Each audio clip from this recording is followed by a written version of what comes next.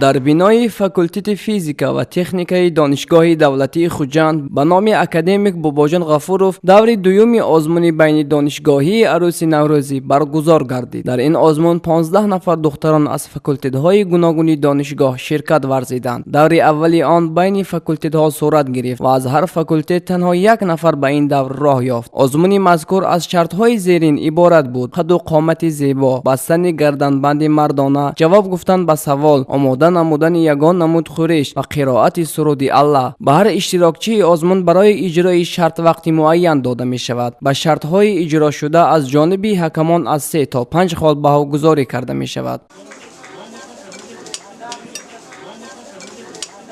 این آزمون طبق نقشه چاره‌بینی های بخشیده به عید نوروز که از جانب رکتور دانشگاه انور مقصودی تصدیق گردیده است به راه مانده شد. در جنبست این آزمون یک نفر غالب اساسی به دور جمهوریوی که بین دانشجویان مکاتب های عالی جمهوری صورت میگیرد پیشنهاد میگردد. چنین ابراز داشت نایب رکتور عاید به کارهای تربیتی دانشگاه دولتی خوجند به نام اکادمیک باباجان غفورov مومن شمس‌الدینوف. آزمون خیلی که همه ما خبر داریم طبق دستورات وزارت معارف و علم جمهوری تاجیکستان برگزار گردیده شده است. امروز ما نتیجه برداری میکنیم و یکی از غالب ها را برای اشتراک در آزمون جمهوری بین مکتب های عالی جمهوری تاجیکستان سفربر می‌نماید.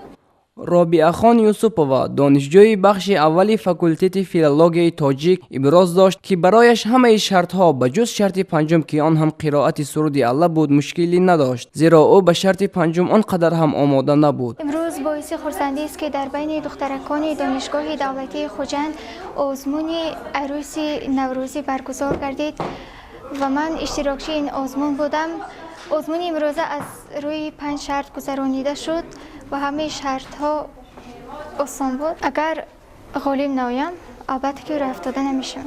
هدف از برگزار نمودن این آزمون تربیت ثمره بخش جوان دختران در روحیه خودشناسی، آداب عائله داری، هوسمندگردانی دانشجو دخترانی که دارای هنرهای کدبانگی و روزگارداری و مهارت عروس نمونوی خاندانی سالم را دارند. آماده نمودن آنها به عائله داری و امثال این بود. باید گفت که غالبان این آزمون در چهارمینی عمومی دانشگاهی بخشیده به جشن نوروز بین المللی که در مجمع خرمشهر برگزار می‌گردد معین خواهند شد.